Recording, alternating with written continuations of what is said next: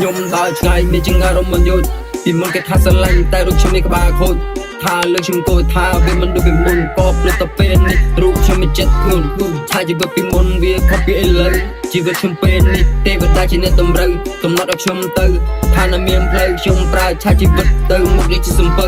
មានពលឺថ្ងៃហើយថ្ងៃវានៅតែរះថាឆាជីវិតរូបខ្ញុំមិនត្រូវឈ្នះខ្ញុំមានតែជំនះបាត់គ្រប់ឧបសគ្គតែណារីរាំងរូបខ្ញុំទៅបាត់លំបាកខ្ញុំដើរឆ្ងាយរកនៅដាក់កបោកដើរទៅណាបាច់ទឹកអបឲ្យឈ្ងុយឈ្ងោកចង់ឲ្យគេសោះស្រូប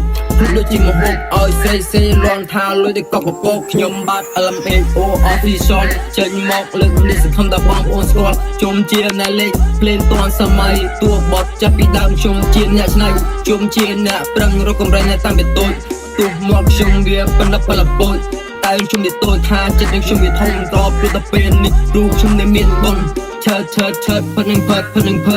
លើកដៃរំឡើងឆើត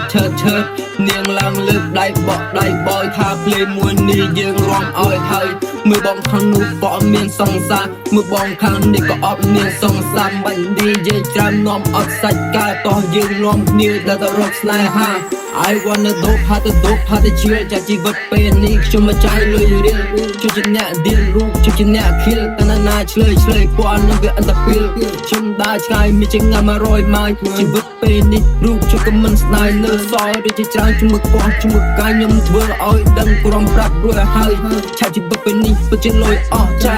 មើលខ្សែក៏មានគ្រឿងអលង្ការជីវិតនឹងហឺហាថានៅមានកញ្ញាថាជីវិតមួយនេះខ្ញុំត្រូវកាសូរ៉ាជីវិតខ្ញុំដើរយឺតបាត់នឹងជីវិតមួយនេះខ្ញុំត្រូវខំប្រឹងខ្ញុំមិនសិជួយចិញ្ចឹមខ្ញុំនៅតែខំទៀតថាជីវិតគ្រប់យ៉ាងរូបខ្ញុំមានត្រូវឆ្លៀត